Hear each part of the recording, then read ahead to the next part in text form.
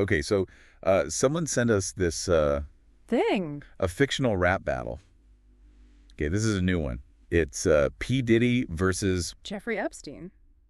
and if that wasn't wild enough, Meek Mill's in the mix, apparently, in some distress. Yeah. And to top it all off, Batman makes an appearance? you with me on this deep dive. Absolutely. Let's try to make sense of this together. You're right to call this wild. On the surface, it's almost too bizarre to comprehend. But that's often where we find these unexpected layers of meaning, wouldn't you say? Absolutely. So how do we even begin? This isn't your average rap battle face-off. No, it certainly isn't. We have P. Diddy, this icon of hip-hop success and entrepreneurial spirit, Yeah. up against Jeffrey Epstein, a figure whose name has become synonymous with, well, abuse of power, hidden influence. I think that juxtaposition alone speaks volumes. It does. I mean, even picturing these two figures sharing a stage is jarring. But the source material describes this whole elaborate scene. A hyped crowd, Diddy and Epstein squaring off. It's like a fever dream of pop culture clashing with some very dark reality. Precisely. And that clash is amplified when you look at their opening lines. Diddy launches into these classic boasts about his wealth, his empire, his place in music history. But Epstein counters with these insinuations, these hints of a different kind of power, the kind that operates in the shadows. It's like he's saying, sure, you've got fame and riches, but I pulled the strings. You were just a pawn in a bigger game. Chilling stuff. And it gets even more unsettling when you consider the real-world context. Epstein's lines about flying princes and kings land very differently when you remember the horrific nature of the allegations against him. Yeah, it's like he's using this fictional rap battle to taunt us with the knowledge of what he got away with. It's certainly a provocative choice by whoever created this narrative. And just when you think it can't get any weirder. In bursts Meek Mill. Not with the diss track, mind you, but with a cry for help. My ass on fire, man. I can't even bear. Talk about a mood shift. 1 minute we're in this battle of egos and dark power. The next we're dealing with, well, Meek Mill's very specific. And very urgent problem. I can't help but laugh, but I also have to ask, what is Meek Mill doing in this story? It's such a random element. That's the question, isn't it? Is his pain purely for comedic effect? A stark contrast to the seriousness of the rap battle. Or could it be something more? Like he represents something symbolically. And my brain hurts, so I'm already hooked.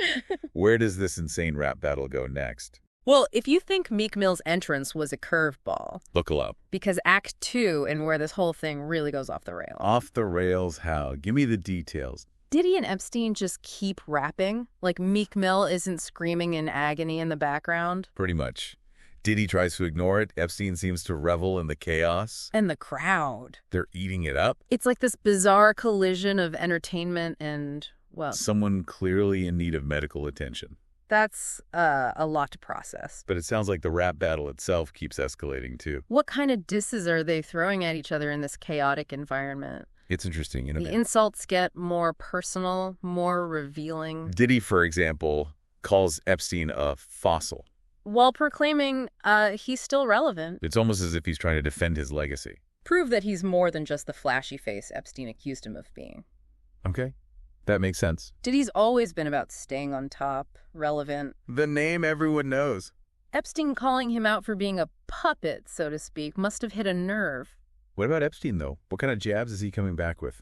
His lines become even more about control manipulation. He claims to have controlled hearts, broken them apart. It's a disturbing echo of the power dynamics at play in the accusations against him. Only now it's directed at Diddy's emotional core.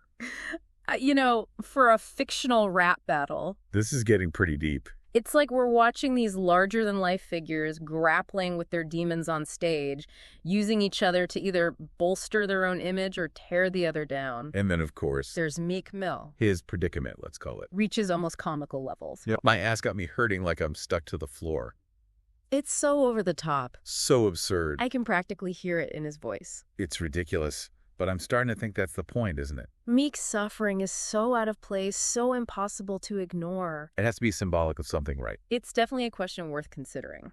If we see Diddy and Epstein as these embodiments of different forms of power, What does Meek Mill represent? Is he the ignored masses, suffering the consequences of their actions? or maybe he's the voice of reason, screaming into the void as this whole spectacle unfolds around him. Man, this is giving me a lot to think about. But before we get too deep into theories. You mentioned Act 2 is where things really go off the rails. What could possibly top everything we've just discussed? Well, remember how we have a surprise guest in this bizarre narrative? How- You don't mean...